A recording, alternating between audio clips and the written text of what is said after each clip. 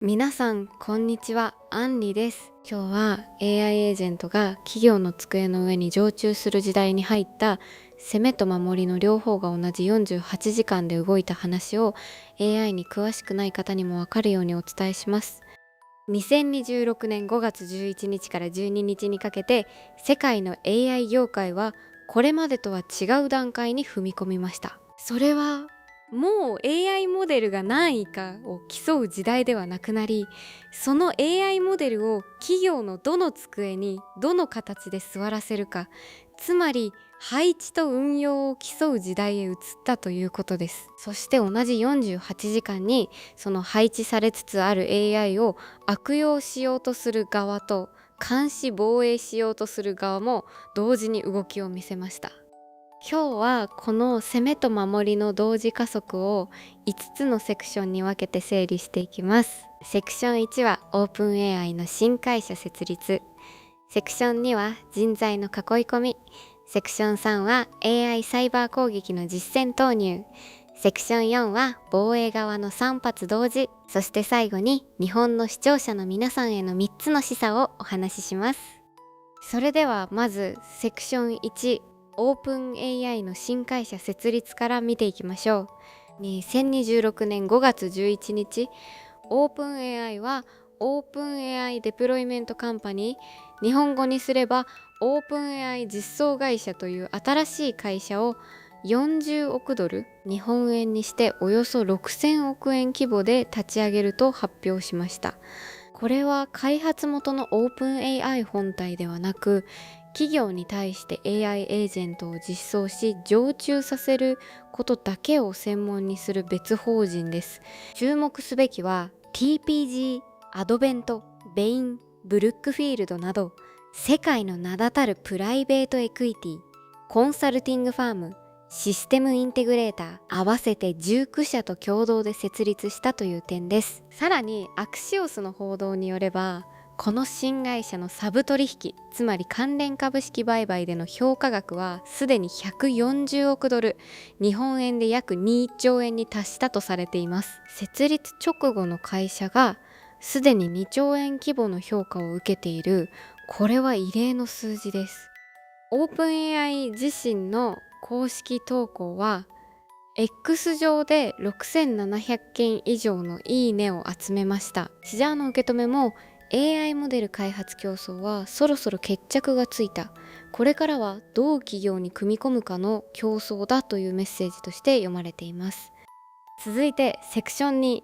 人材の囲い込みです。同じ5月11日、オープン AI は英国のコンサルティング会社トモローを買収したことを発表しました。トモロはフォワードデプロイドエンジニア、略して FD と呼ばれる現場常駐型のエンジニア集団で、その数は150名規模です。FD とは本社のオフィスに座っているソフトウェアエンジニアではなく、顧客企業のオフィスに直接出向き、その会社の業務の中に AI を組み込んで運用までセットで仕上げる現場の専門家のことです。つまり AI エージェントを企業に届けるためにはモデルだけを売っても意味がなく、そのモデルを使って御社の経理部の月次決算を回せるところまで仕上げます。営業部の見積もり作成を AI に引き継がせます。そういう実装の腕を持つ人材を抱え込まなければならない。オープン AI はその人材を別会社のオープン AI 実装会社と組ませて、19社のパートナーと一緒に企業の机の上に AI を配置する体制を一気に組み上げたわけです。同じく5月11日に話題になったコアオートメーションというスタートアップは、元オープン AI の研究者が立ち上げてからわずか6週間で評価額40億ドル、つまり6000億円規模で資金調達中だと報じられました。 AI 実装の現場で動ける人材がまさに金脈になっている瞬間です。ここまでが攻めの話。企業に AI をどう常駐させるかという話です。ここから同じ48時間に同時進行していた守りの話に入ります。セクション3、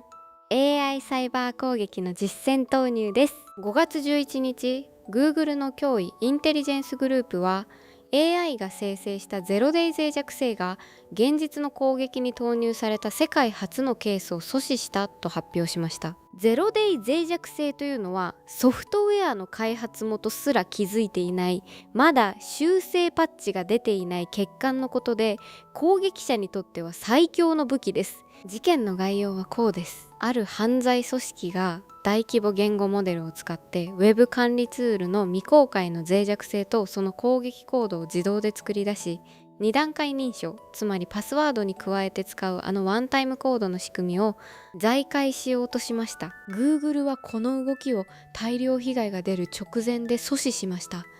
そしてこれが AI で作られたコードだとどうやって見抜いたか。 Google によればそのコードには人間のエンジニアなら絶対に残さない教育用のドックストリング、つまり初心者に説明するためのコメント文、それからハルシネーションと呼ばれる存在しない脆弱性番号 CVSS、CVS スコアの厳格的な数値、教科書的な綺麗すぎる Python のフォーマットなどが含まれていたということです。最後に Google は Google のジェミニやアンソロピックのクロードミソスはこの事案には関係していないと明言しました。 AI を使えば悪意のある人間がゼロから攻撃コードを作れる時代がついに現実の事件として立件されたということです。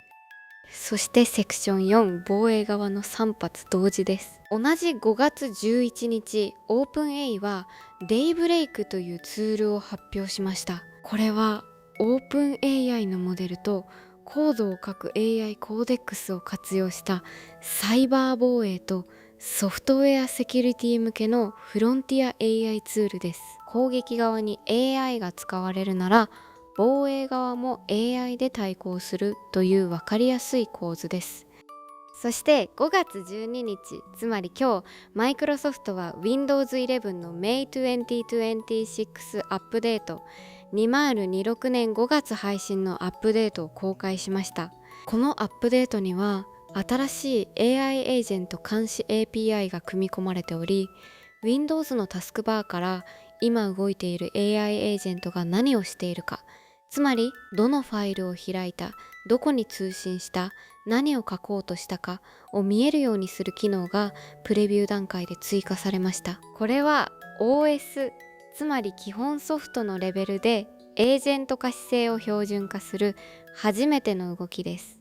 さらに日本側でも同じ5月12日、高市早苗首相が関係閣僚に対して高度なサイバー攻撃への対応を指示することが報じられました。念頭にあるのは、まさに先ほど触れたクロードミソスのようなゼロデイ脆弱性を自律的に発見し、攻撃コードを生成できる AI です。重要インフラ事業者との連携強化、ソフトウェア脆弱性の早期発見修正体制の整備が進められる方針です。すでに片山さつき金融層は日本銀行総裁と三菱、三井住友、みずほ、いわゆる3メガバンクの幹部と緊急会合を済ませており、金融セクターでは事実上の臨戦態勢です。ここまでを踏まえて日本の視聴者の皆さんに3つの示唆をお伝えします。1つ目は AI は机の上に座り始めたです。これまで AI は便利な検索、便利なチャットボットのように画面の中にとどまっていました。しかしオープン AI 実装会社が19社のパートナーと組み、トモロの FD150 人を現場に送り込もうとしている。これはもう皆さんの隣の席に AI 担当社員が座るという未来です。経理、人事、営業、開発、それぞれの業務に外注ベンダーではなく AI が常駐し始めます。2つ目は攻撃と防衛が同じ AI で戦う時代です。 Google が阻止したように AI で作られた攻撃コードが現実の事件として動いています。これに対しオープン AI のデイブレイク、マイクロソフトの Windows AI 監視 API、日本政府の対応指示と防衛側も AI を盾として用意し始めました。今後、企業のサイバーセキュリティ予算は人が監視する従来のサービスと AI が監視するサービスの2本立てになっていきます。3つ目は日本企業にとって今こそ意思決定の時です。米国では AI を企業に常駐させる実装会社が今日2兆円規模で立ち上がりました。日本企業がこのスピードに追随するには、自社内に AI 実装担当のチームを作るのか、外部の実装パートナーに委ねるのか、今この瞬間に判断する必要があります。判断を半年遅らせるたびに、米国企業との生産性ギャップが目に見えて開いていきます。まとめます。今日お伝えしたかったのは、2026年5月11日から12日の48時間で企業に AI エージェントを常駐させるレイヤーで攻めと守りが同時に最高潮を迎えたという事実です。攻め側はオープン AI 実装会社トモロ買収19社の連合、守り側は Google のゼロデイ阻止、オープン AI のデイブレイク、マイクロソフトの Windows AI 監視 API、日本政府のサイバー指示。机の上の AI が現実になった瞬間、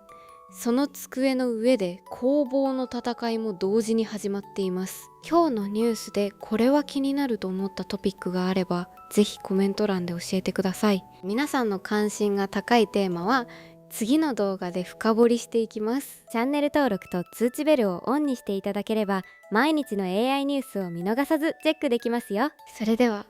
また次の動画で